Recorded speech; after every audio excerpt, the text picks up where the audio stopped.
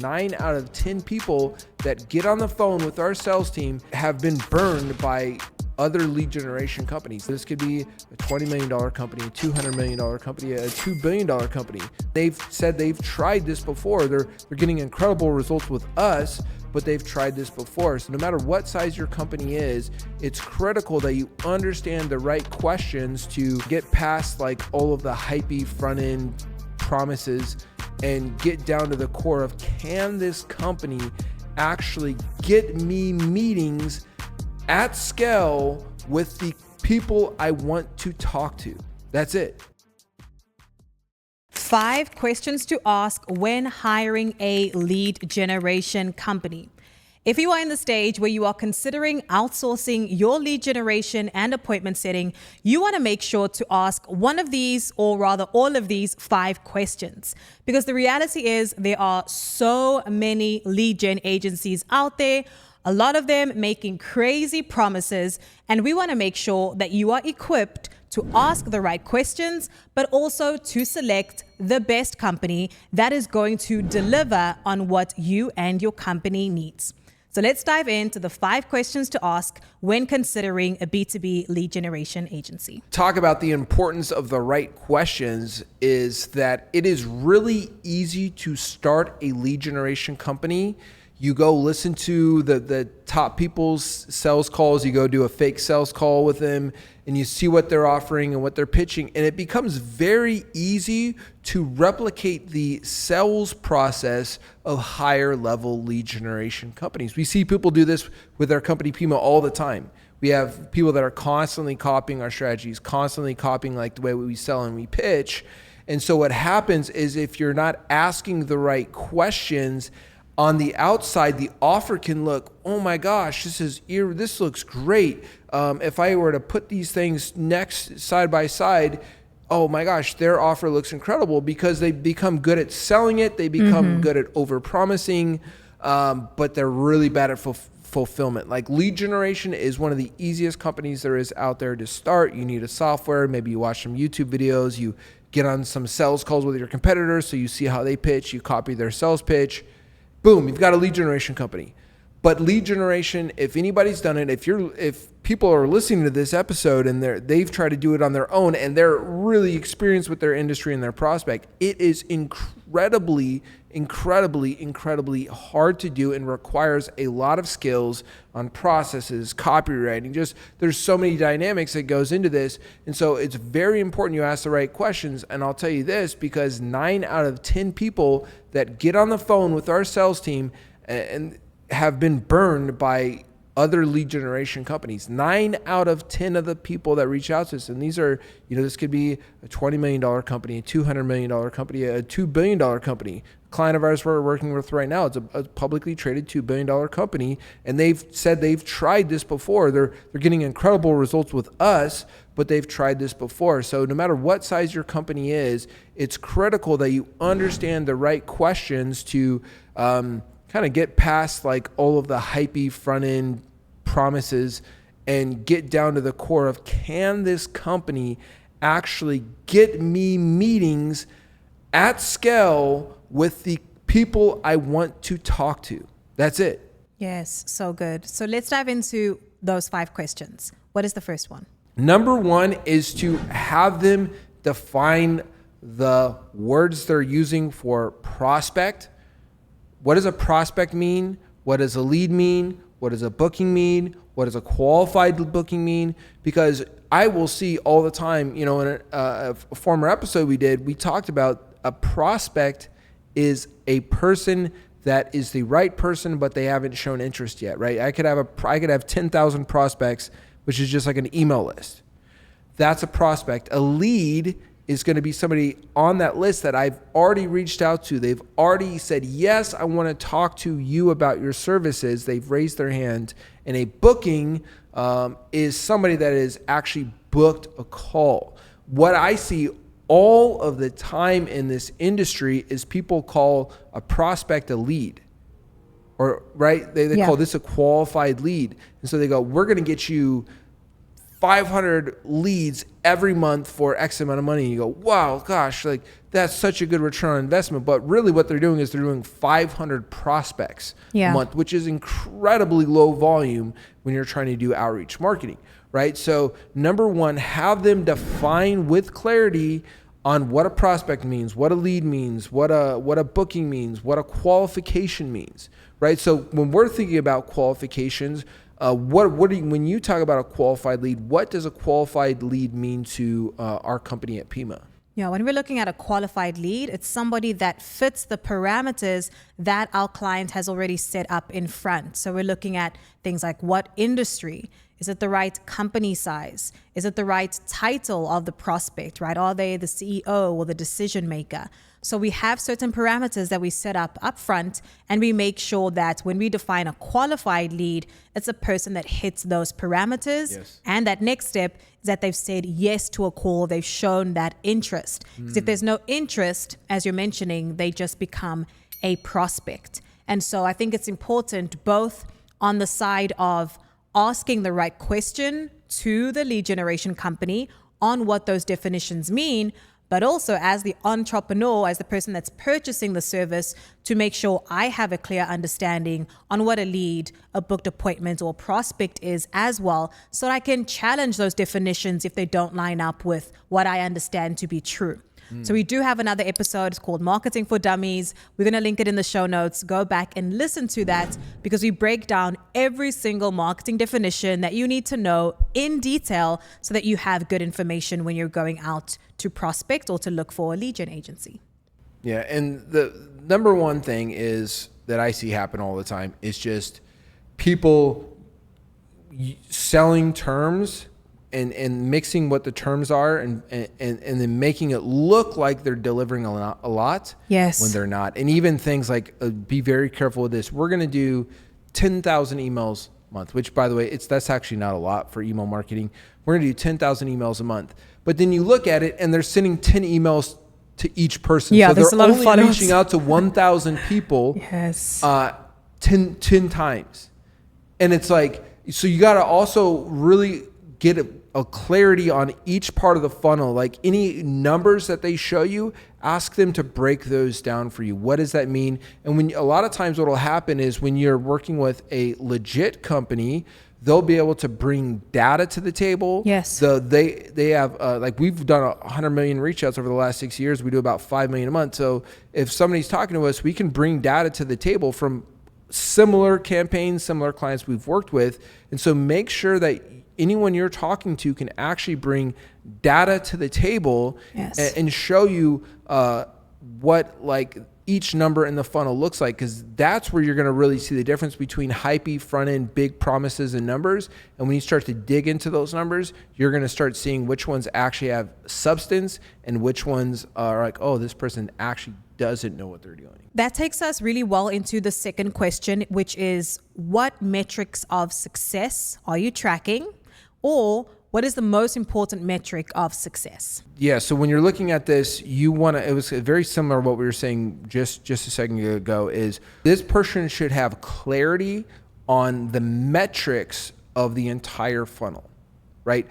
I understand from how many people we reach out to when they become a client. I know what every metric is in our company, every step from when they show interest to the lead to book process, to the show rate process, to how many calls we need to do in our sales process, to how many follow.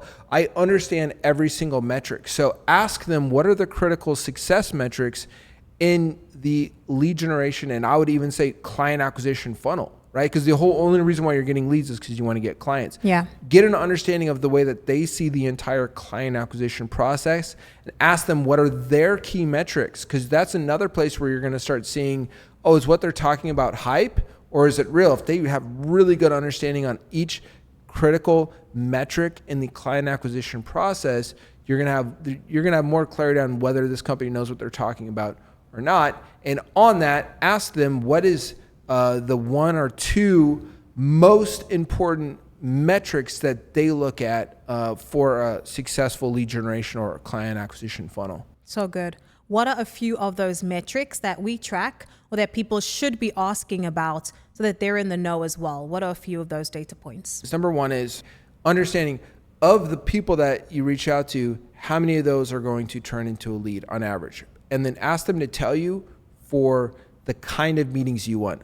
What's less relevant, and let me really emphasize this, what's less relevant when you're hiring a lead generation company is if they have worked with an exact company like yours before that, it's the old joke of, well, sir, have you ever worked with spinach companies? Well, yeah, we do. Here's a case study. Well, was it a frozen spinach company? Actually, here's a frozen spinach case study. Well, did they do organic door to door? Like, no, sir, I didn't do it. So don't obsess about whether they've worked with the exact person of you. Yeah. What you want to obsess on is, can they get the meetings with the type of clients you want to meet with? Now, of course, if they have great case studies, that's cool. But what I want to know, if I'm hiring a lead generation company and like say I'm going after CMOs of $200 million companies and bigger, I want to know that this company can show me a list of meetings they've got with CMOs of $200 million, billion dollar, $500 million companies, because that is the number one most important thing. So number one is, how many people are you reaching out to? And then what is your lead rate to get meetings with the people I want to meet with? Oh, and can you show me an example list of meetings you've got with my target audience? So that's going to be the first off. How many people are you reaching out to is a really important metric. And then out of all those people you reach out to, how many of those are going to turn into a meeting based off of your historical data with the exact meetings that I want? Because what you'll have a lot of times that'll happen where we'll get 15 to 20 meetings a month. And then they're making that blanket promise to everybody because, they've done it for some of their buddies and they did it for themselves. And wow, this works pretty good, but it doesn't work for everybody. You want to see that they know the lead rates, like specific lead rates for the type of client that you want to get meetings with. That's going to be a critical one. And there's more pieces in the process, but I would say those are, when I'm looking at hiring a lead generation company, those ones are really critical. When we want to think about the entire client acquisition process, just kind of see what their understanding is about the full thing. Like, we are obsessed with getting the meetings to show up, right? It doesn't matter if you get the right meetings if they don't show up. Like a lot of times people come to us, they're only getting 30, 40% show rate. We also have 80, 85, 90, 95% show rate. So you could ask them, what's the show rates on the meetings that you set? So good, so good. I think too, I would add to those data points, if you really want to take it to that next level, if somebody is doing, say, outreach marketing or email marketing, having a look at what their open rates are, that's going to be a very, very good indication on whether or not they are really good at deliverability. Do they understand that market as well, right? Because our open rates can range from 40 to, we even had an 80% campaign, so 40 to 80%. No, 86. 86%. That was last week. One of our internal campaigns is cold emails, 86% open rate. It's crazy. So if you find a company that's, doing 10 to 20% open rates, or they're not even sure what those metrics are, that's a red flag. So you can have a look at that. And then I'd say the next one is the response rate, right? That is going to tell you that they know how to reach out to your audience. They understand what will make your audience respond as well. So I think those two additional metrics or data points, have a look at what the company says about open rates and response rates, in addition to lead rates and show rates as well. Big time for email. Huge for email, because I was just doing the math on this with our head of sales the other day. And I was like, okay, so if I go out and I buy data from, say, like ZoomInfo, and I get 10,000 prospects for $10,000 a month, I'm paying $1 per prospect. We broke down on what it cost per opened email for Pima, and it is 67 cents to $1 per open email if you have us on a retainer. Because our open rates are so good that it costs you the same or less money to get an opened email with your prospect outsourcing to Pima than it does for you just to go buy a contact from a normal data house. Wow. And so when you think about open rates, there's so much work that goes into getting a cold email to work. Most cold email companies are doing 20%, 15%. I mean, I had people come into me like, we can't get it past 8% open rate on cold email. And a lot of that is because of deliverability and there's just so much complexity behind that.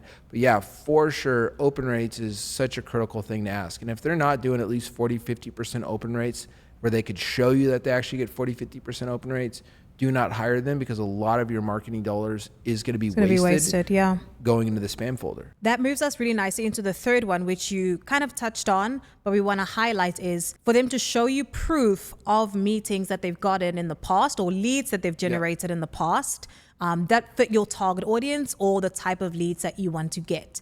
Because it's very easy for somebody to say that they could generate the leads and to have the best copy and the best sales, the best marketing.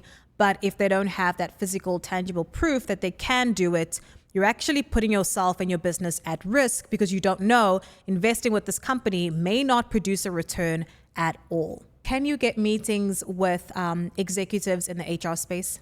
Oh, yeah. I mean, we do it all the time, 100%, no problem. Okay. Do you have proof? Can you show me examples of leads that you've generated in the HR space? You're going to see them squirm. It's going to be like that. And here's the thing is, if they create false data to show you, they're actually breaking the law and they can get thrown in jail. They can have their businesses shut down by the Federal Trade Commission if they're showing you fake data. So you gotta make sure you're asking for the proof. Like if somebody comes on and they're like, hey, we need meetings with CMOs of this size companies, we have so much examples that I'm going to hide their emails. Like I'm not going to show you a booking list from a client with the private information, but our team will be like, yeah, sure, cool. Here's one of our clients, here's the size of the companies, here's their titles, here's the dates that they were booked, and these are all real live bookings that we're getting for clients right now. We can show you that data. And if somebody can't show you that data, what will happen is when you ask them, can you get meetings with them? Oh yeah, absolutely. Can you show me examples of bookings that you've gotten? Like, can you show me a booking sheet from a client? They're going to squirm. They're going to say stuff like, oh, well, that's private information. Dude, you can hide the email. You can hide the last name and show a client the booking link. So make sure that you have real live proof, because it doesn't matter if they've worked with another SaaS company or another whatever. What matters more than whether they know how to work with your type of company is, do they know how to get meetings with your type of client? Yeah. Right? Because if you have somebody that knows how to get meetings with CEOs of 10,000 employee companies, it's a really hard meeting to get. And if I can show you a list of 100 meetings we've gotten with Fortune 100 executives, then that shows proof that company, that lead generation company, knows how to get in with those kind of targets. So we've seen just over the last 3, 4, 5 years, and it's probably happened even before that, lead generation agencies popping up left and right. Because as you're mentioning in the beginning, it's really easy to start a lead gen company. You get a software, you take a course online. There's just so many that are popping up left and right. And I think one thing that's super important for prospects to ask lead generation agencies is proof of industry credentials. Yes. What have you done in the industry, or what proof do you have that you are an established or reputable agency in the space? Because it is very difficult nowadays to distinguish a lead gen company that's just, here today, gone tomorrow, from a legitimate business in the space. And it's something that we have to overcome every day with our prospects because of how saturated the industry is and how cloudy and noisy it is. It's something that we have to overcome every day. So I think asking that question up front is really powerful, and it helps you kind of sift through the noise. Yeah, and I think, just right now, just what's super buzzy is creating irresistible offers. Like an offer is so good that people would feel saying no to it. They feel dumb saying no to it, which is true, but it's also because it's so popular and trendy.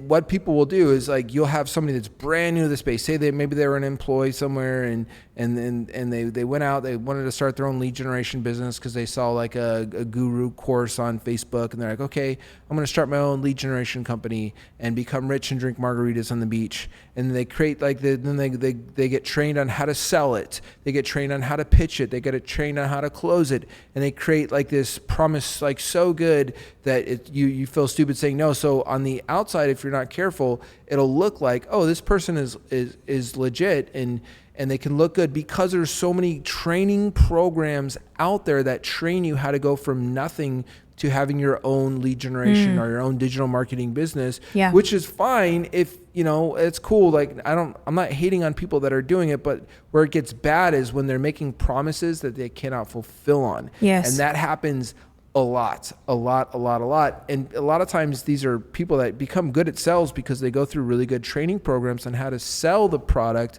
but they don't know how to fulfill it. And one of the easiest ways to distinguish between, are these people legit or are they just really good at sales and they have a really compelling sales process, is understanding industry credentials, like third-party credentials. Like, show me proof of the industry saying, yes, these people are legitimate. Look at, like the success magazines, the Forbes, the entrepreneurs, the Inc. 5000s, like all of like the industry, like standard, the companies that will give awards to successful businesses, best places to work, fastest growing companies. Do they have any of those? Or is most of what they're creating just kind of hypey website promises where there's no third party to validate like whether what they're actually doing is authentic and genuine or not? Having that third party validation gives a company kind of that stamp of approval. So it's not just how awesome they say they are. I mean, even testimonials or reviews on things like Google and Trustpilot, I think those can also act as that stamp of approval because it allows you to see how their customers engage with them and what their customers are saying about what it's like to work with them as well. And that takes us into the final question to ask when you are hiring a B2B lead generation agency. And that is, how scalable is your solution? How scalable is it? Yeah. Well, what's critical here, because we have a lot of people they'll talk to our sales team and say, hey, look, we have a really good provider and we're getting great leads. We're doing however many, millions of revenue a month or a year or whatever, wherever they're at, but we can't scale it. We're internally, we have SDRs internally and we're doing super good. Our company's really healthy, but we've hit a cap. We can't go beyond. So what's really important when you're hiring a B2B lead generation company is to ask about how much they can scale. Because when you start thinking about, hey, if this works really well, then we're going to want to double it, triple it, 10x it. And so the partner you're about to work with, when you hit the success and when it starts working, can they scale? Can they double, triple, 10x with you? Because when you're thinking long term, it doesn't matter if you get one solution working if 6 months from now, when you're ready to scale, you're going to have to go find another solution to scale you. And just even simple things like LinkedIn, like if they're limited to just, using like your personal LinkedIn profiles, that unless you have a really large team and your whole team is willing to use their LinkedIn profiles, I wouldn't hire them because they're going to be limited to the size of your team to scale on that channel. So understanding how big they can scale you long-term is critical. And remember, when they say, as much as you want, as big as you want, ask questions. Great. How big is my pool size? Okay, how are you going to reach that whole pool size? Show me the strategies that you're going to do to reach that whole pool size. Because when you get past the hype of course, we can go as big as you want, you start to realize it actually is incredibly hard to scale big on B2B lead generation. I mean, it's one thing we've obsessed with, how to scale big. It's very, very hard. So you want to understand if that person has the skill set, the operations, and the understanding of how to scale big for your B2B lead gen. Awesome. So scalability is definitely a question that you want to ask about because that also gives you an indication into, have they actually scaled with other companies before? Or are you going to start to reach the limits of what is possible with a certain channel? And maybe you're okay with that. I think there's some companies that only want to scale to a certain point and they understand that they're going to reach the limits and they're going to have to tap into another channel.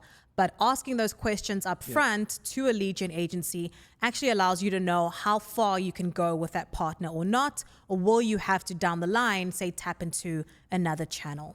So those were the 5 questions that you absolutely want to ask if you are hiring a B2B lead generation agency. So remember, you want them to define what a lead, prospect, or booking is, any terms that they're using in the sales process, make sure you have a very clear definition and understanding of what they mean by every single term. Next, you want to ensure that you are clear on the success metrics that they are tracking. Understand what they mean by open rates or response rates, what their lead percentages are, and any other data points that they are looking for as success metrics. You want to make sure that you understand those and that you also understand what the most important success metrics are for that company. Next, you want to make sure that you have proof that they can actually secure leads or meetings with the people that you want to meet with. Don't get obsessed on if they can do it exactly for your niche or your specific company. Focus more on, can they get you leads or meetings with the people you want to meet with? Number 4 is make sure that the company has proof of industry credentials. You want to have third-party validation and stamps of approval to ensure that you are working with a legitimate company. And last but not least, you want to make sure you are clear on scalability.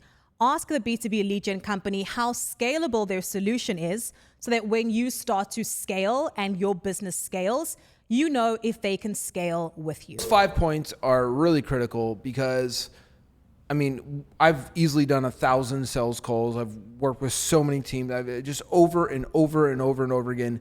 The vast majority of people that come to our agency have been burnt by 2, 3, 4 other lead generation agencies before. I'm telling you, 90% of the companies that have come to us over the years have been burned before. If you use those 5 questions, if you dig into those 5 questions, you're going to do okay. Like, you're going to be setting yourself up for success. So make sure to ask all those questions next time you're interviewing for a B2B lead generation company. And remember, domination is not a destination, it's a way of life. Stay winning.